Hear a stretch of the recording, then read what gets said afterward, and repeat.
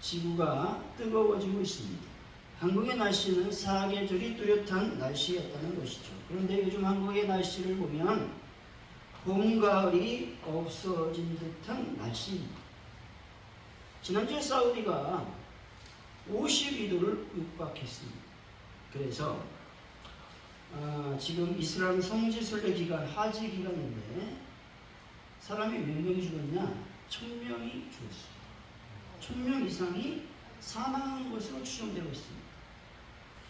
아마도 극심한 폭염이 주된 사망의 원인으로 지목되고 있다는 겁니다. 기후변화로 말미암아 폭염, 가뭄, 그리고 홍수 등 많은 자연재해가 발생하고 있다는 것이죠. 북극에 얼음이 녹고 있습니다. 또 북극곰이 굶어 죽고 있다는 것이죠. 중국 상해에서는 40도 이상의 폭염이 계속돼서 어떤 일이 벌어졌냐? 품지 않은 알이 병아리로 부화되고 길거리에 돼지고기를 놨더니 10분 내에 삶아지는, 익어붙는 이런 일이 있었다라는 것이죠. 지금 세계 많은 나라가 국가 경제 파산이라고 하는 위기의 수능들에 빠져 허우적거리고 있다는 것이죠. 거대한 파도에 떠밀리는 조각배와 같다라는 겁니다. 이런 세상에서 인류는 무엇을 최고의 가치로 여기고 있을까 하는 겁니다. 세속의 현대인들은 하나님의 권위도 절대 진리도 인정하지 않습니다. 현대인들에게는 어른들의 권위도, 선생님의 권위도 없어진 지 오래가 되었다는 겁니다. 세상 사람들에게는 미래가 없습니다. 감각적인 쾌락만이 있을 뿐이라는 겁니다. 이런 세상 속에서 가장 최고의 가치는 무엇이다? 돈이라는 겁니다. 이것을 맘모니즘이라고 말할 수 있습니다. 세속의 사람들에게는 돈이 최고의 가치가 되었다는 겁니다. 살인, 폭력, 강도, 강력범죄가 일어나는 것은 돈이 그 원인을 제공하고 있다는 것입니다. 이런 세상 가운데 기독교인들이 살아가고 있습니다. 세상에 사람들의 가치가 돈이라는 것을 우리가 잘 알고 있지요. 그렇다면 기독교인의 가장 최고의 가치가 어디에 있는가 하는 것입니다. 예수님을 영접한 그리스도인들도 역시 세상 사람들과의 가치가 다르지 않다는 것입니다. 예수를 믿어도 그들의 최고의 가치는 돈이라는 것에 강력하게 아닙니다 라고 말할 수 있는 사람이 몇 명이나 될까요? 그리스도인의 인생의 최고의 가치는 예수 그리스도이어야 하는 것입니다. 예배드리는 것, 기도하는 것, 찬양하는 것뿐만 아니라 성령 충만의 최고의 가치를 부여해야만 하는 것입니다.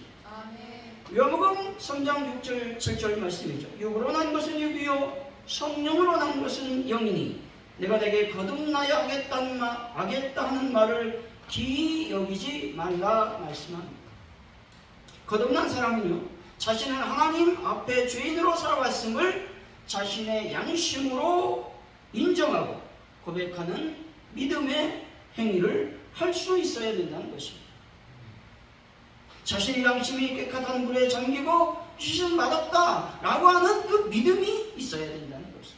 그래서 하나님 앞에 나아갈 수 있는 유일한 구원의 길이며 진리이고 영원한 생명이신 예수님을 자신의 구주로 영접해야 되는 것입니다. 살아계신 하나님의 아들이신 예수님이 인류의 구주가 되신다고 믿어야 되는 것이죠. 그 믿음이 설령 순교자의 자리에서도 예수가 자신의 구주임을 절대 부인하지 않는 믿음이라는 것입니다. 이런 절대적 믿음을 소유한 자들은 인생 최고의 가치를 물질과 육에 두는 것이 아니라 영적인 것에 두어야 한다는 것입니다. 사랑하는 성도 여러분, 예수님을 여러분의 인생 최고의 가치로 삼으시기를 바랍니다. 아멘. 그래서 예배, 기도, 말씀, 전도, 그리고 성령의 충만한 삶을 살아가는 분들이 되시기를 예수 이름으로 간절히 축원드립니다. 아멘. 오늘 본문은 우리가 잘 알고 있죠. 주님께서 갈릴리 바다에 풍랑을 잠잠하게 하신 이적에 대해서 말씀하고 있습니다. 이 이적은 주님께서 제자들과 함께 가버나움 지방에서 데가볼리 지방으로 배를 타고 이동하는 중에 발생했습니다. 이것은 주님께서 신적 권위를 지닌 분이라는 것을 증거하고 있다는 것이죠.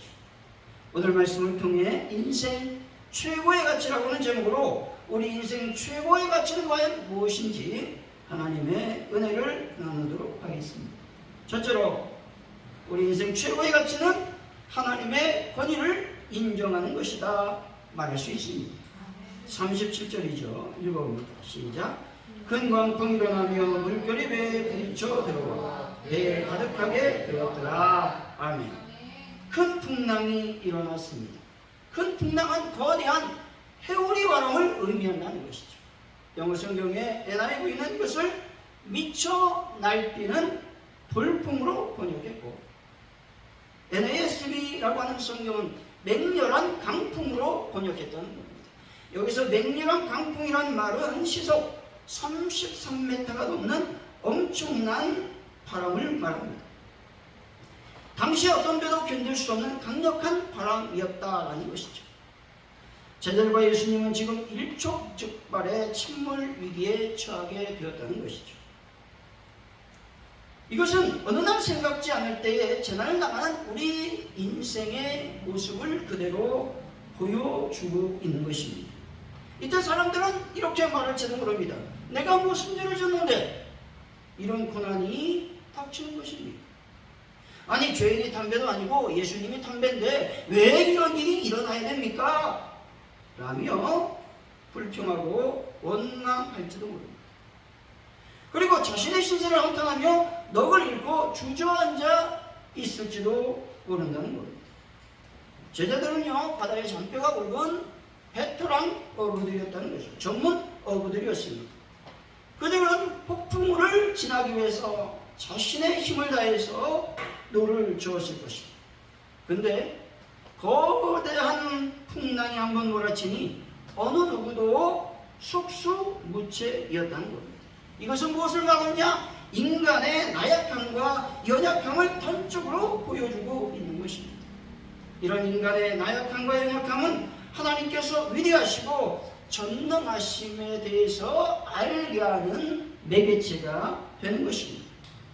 엄청난 장애 앞에서 인간은 나약한 존재이지만 하나님의 위대한 권위를 인정할 수밖에 없다라고 하는 것입니다. 허리케인 앞에서, 토네이도 앞에서, 강력한 지진 앞에서, 엄청난 홍수와 가뭄 앞에서 인간은 아무것도 할 수 없는 나약한 존재라는 것이죠. 사람의 실력, 과학, 기술, 전문 지식, 인생의 노하우, 이 모든 것이 하나님의 권세 앞에서는 아무것도 아닌 것입니다. 하나님은 이 모든 것들을 다스릴 수 있는 권능의 하나님이심을 믿으시기를 바랍니다. 39절이죠. 시작. 예수께서 깨어 바람을 꾸짖으시며 바다더러 이르시되 잠잠하라 의와라 하시니 바람이 그치고 아주 잔잔하여지더라. 아멘.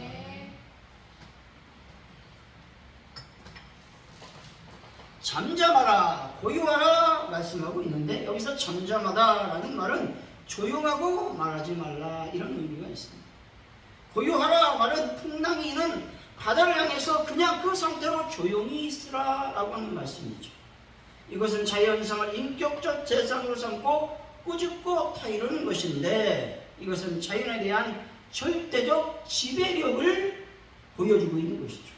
아주 잔잔해졌다라고 말씀하고 있는데, 이것을 문자적으로 해석해보면 크나큰 잔잔함이 형성되었다라는 뜻으로서 마치 언제 풍랑이 있었느냐는 듯이 완전한 평화의 상태가 이루어졌음을 말씀하고 있는 것입니다. 또한 이것은 피조물에 대한 창조주의 권위와 능력을 한껏 보여주는 장면이라는 것이죠. 우리가 기적이라고 부르는 하나님의 역사는 그분이 이러한 상식의 틀을 깨트리는 역사이며 오늘도 충분히 기대할 수 있는 일이라는 것입니다. 하나님의 권위를 인정하기만 한다면 하나님은 반드시 우리의 상식과 이성과 과학을 초월하여 능력을 나타내 주실 줄로 믿습니다. 성도는 천지 창조, 천지 만물을 창조하신 자의 권위를 엄청난 자연 앞에서 경험할 수 있어야 된다는 것입니다. T.L. 또한 데이지 오스틴 부부가 선교사인데 전 세계를 돌아다니면서 하나님의 복음을 증거하는 사역자들입니다. 이들 이미 수백만의 영혼을 구원으로 인도했다는 것이죠. 텔레비전을 통해 한 일이 아니라 전 세계를 돌아다니면서 전도대에서 이런 일들에 대해서 이렇게 말합니다. 어디에서 이러느냐? 아프리카 대륙에서 이런 일들이 이루어졌다는 것이죠.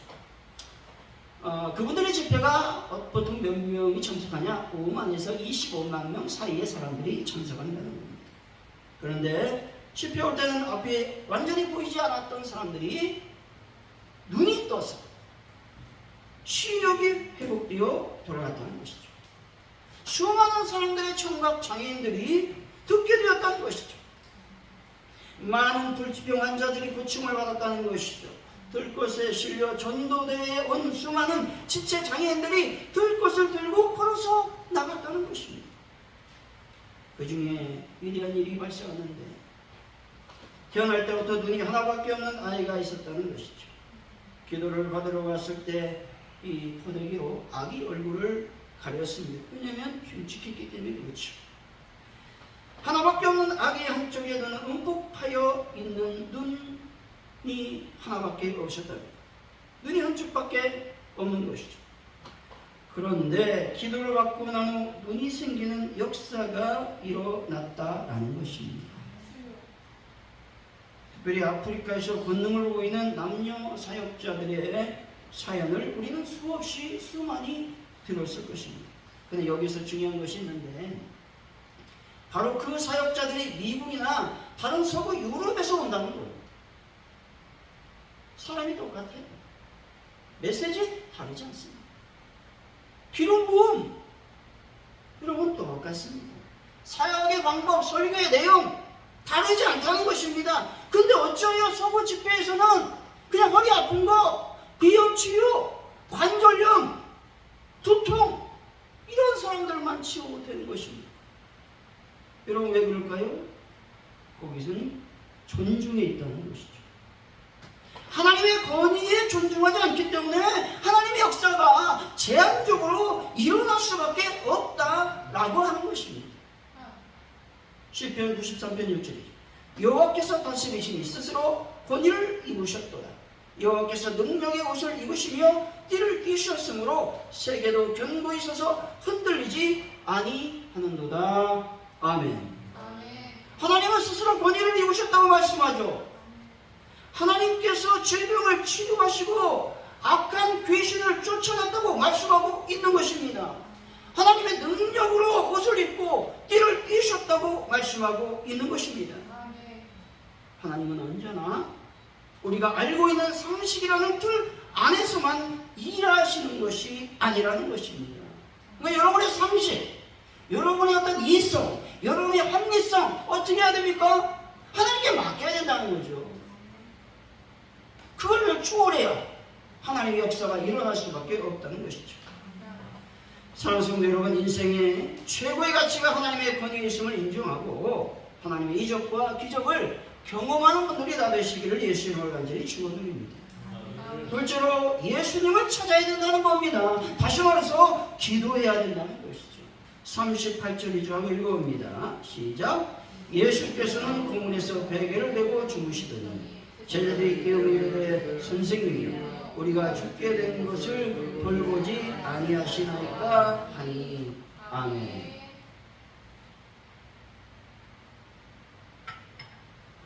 큰 광풍이 일어날 때 예수님이 어떻게 계셨어요? 주무셨다는 것입니다. 예수님은 풍랑과 전혀 상관이 없는 평온한 모습으로 묘사되고 있다는 것이죠.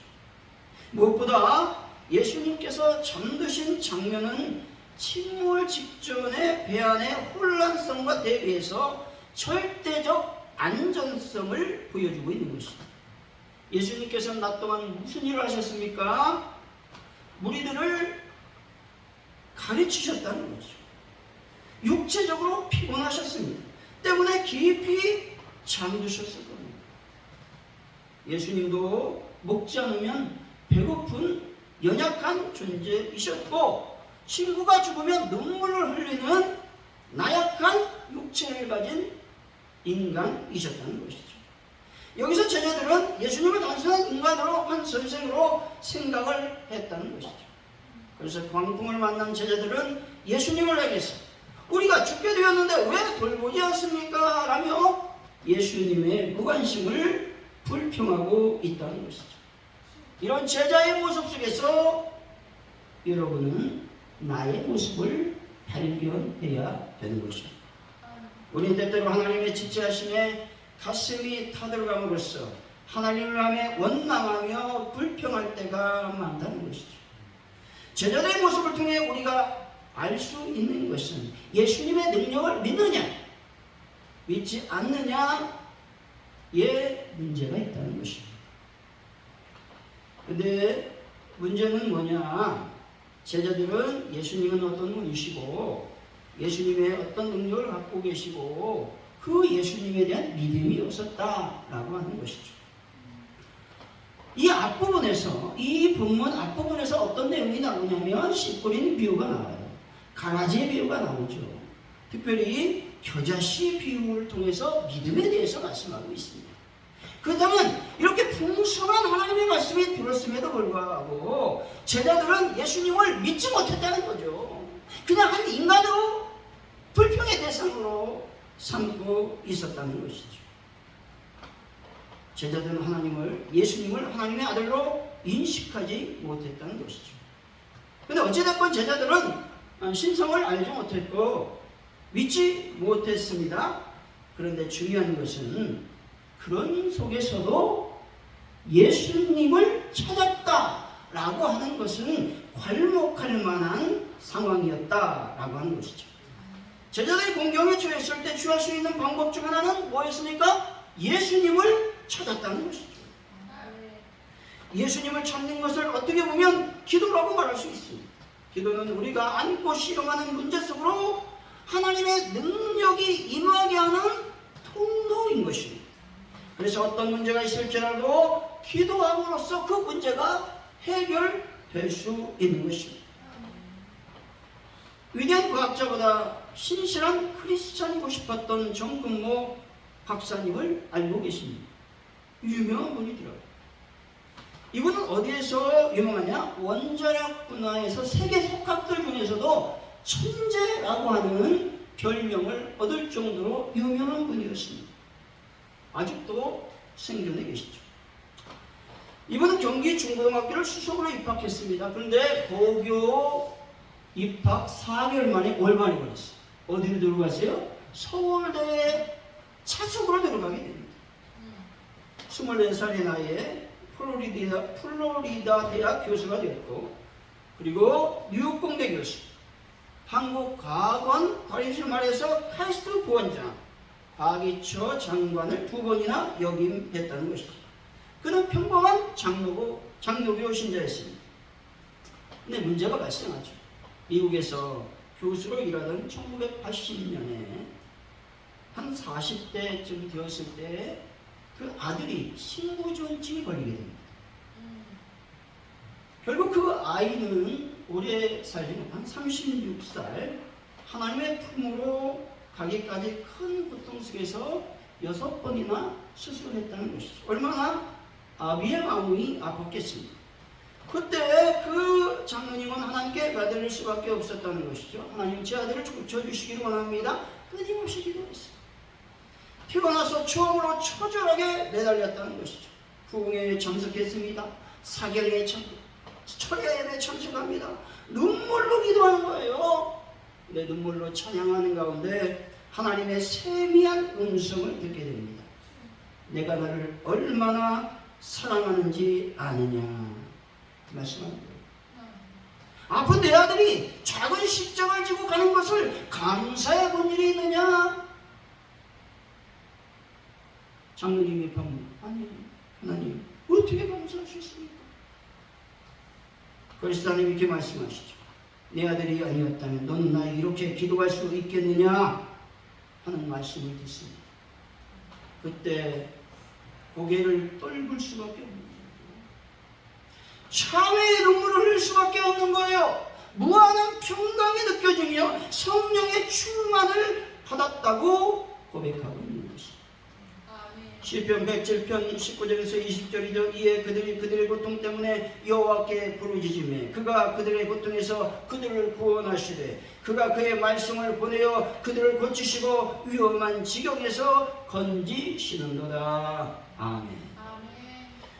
우리가 고통 중에 구원과 응답을 받을 수 있는 방법 부르짖어야 된다는 것입니다. 우리가 부르짖으면 말씀이 내려오는 거예요. 우리가 기도하면 말씀이 밀려오는 것입니다. 그래서 위험과 슬픔에서 벗어날 수 있다라는 것입니다. 너에게 닥친 고통이 아니었다면 내가 내게 기도했겠느냐? 내가 짊어진 십자가가 아니었다면 내가 어찌 내게 기도할 수 있겠느냐라고 하는 하나님의 음성을 여러분들은 들어야 되는 것입니다. 그러야 감사의 눈물이 나오고 참회의 눈물이 나와서 기쁨과 온전한 평강의 삶을 살아갈 수 있게 될 줄로 믿습니다. 사랑하는 성도 여러분, 인생 최고의 가치가 기도함에 있음을 깨닫고 하나님께 기도함으로써 응답받는 분들이 다 되시기를 예수 이름으로 간절히 축원드립니다. 셋째로 인생 최고의 가치는 무엇이어야 됩니까? 믿음에 있어야 된다는 것입니다. 40절이죠. 시작. 이에 제자들에게 이르시되 어찌하여 이렇게 무서워하느냐? 너희같이 믿음이 없느냐 하시니. 아멘. 제자들이 무서워했던 원인은 무엇일까요? 우리가 염려하며 걱정하는 원인은 무엇입니까? 믿음이 없기 때문입니다. 제자들은 심각한 위기에 직면했습니다. 하지만 자신들과 함께한 분이 누구인지 알고 신뢰했더라면 불안하거나 염려하지 않고 두려워하지 않았을 것입니다. 제자들이 보인 반응은 믿음의 부재였던 것이죠. 현대를 불안과 염려의 시대라고 해도 과언이 아닙니다. 많은 사람들이 불안하고 두려워해서 약을 먹습니다. 길거리에서 방황하고 있다는 것이죠. 그렇다면 그리스도인들은 어떠합니까? 별반 다르지 않다는 것이죠. 문제가 생기면 무당을 찾아갑니다. 미신적인 행동을 한다는 겁니다. 그런데 주님은 우리에게 이렇게 말씀하시죠. 빌립보서 4장 6절이죠. 아무것도 염려하지 말라. 어떻게 하라고? 기도와 간구로 너희 구할 것을 감사함으로 하나님께 아뢰라 말씀하고 있다는 것이죠. 이사야 41절 10절 이렇게 말씀하죠. 두려워하지 말라, 놀라지 말라고 말씀하죠. 왜냐하면 내가 너와 함께 할 것이다. 나는 내 하나님이 되기 때문이라고 말씀하고 있는 겁니다. 하나님께서 여러분들이 하나님 되지 못하니 두렵고 놀랍고 떨리는 겁니다. 하나님께서 반드시 여러분들을 도와주실 것입니다.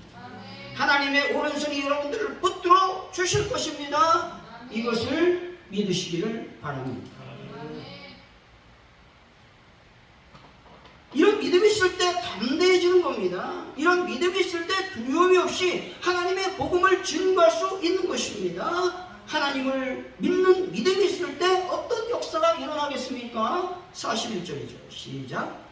그들이 심히 두려워하여 서로 말하되 그가 누구에게 바람과 바다도 순종하는가 하였더라. 아멘. 믿음이 있을 때 하나님의 역사를 경험할 수 있는 것이죠. 믿음이 있을 때 내가 두려워하는 것이 아니라 믿지 않은 영혼들이 어떻게 된다? 놀라는 일이 벌어지게 된다는 겁니다. 세상 사람들이 두려워하고 놀라는 일이 일어나야 어떻게 된다? 전도가 된다. 믿음을 인생 인생의 최고의 가치로 여겨 하나님의 복음을 증거하는 분들이 되시기를 바랍니다. 결론적으로 인생 최고의 가치는 하나님의 권위를 인정하는 것이고 예수님을 찾는, 다시 말해서 기도하는 것이죠. 그리고 믿음인 것입니다. 사랑하는 성도 여러분, 하나님을 인정하고 예수님을 간절히 찾고 찾으며 믿음의 행동을 하심으로 인생 최고의 가치를 소유하는 분들이 다 되시기를 예수 이름으로 간절히 축원드립니다. 기도합니다. 하나님 아버지 감사합니다. 지금까지 나의 인생 최고의 가치를 돈에 두었다면, 자식에게 두었다면, 또한 세상 권력에게 두었다면 이제 바뀌기를 원합니다. 하나님을 인정하는 자가 되기를 원합니다.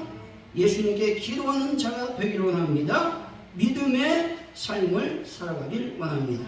그래서 내 인생 최고의 삶을 살아가는 귀한 역사가 일어나게 하여 주옵소서. 감사합니다. 예수님의 이름으로 기도하옵나이다.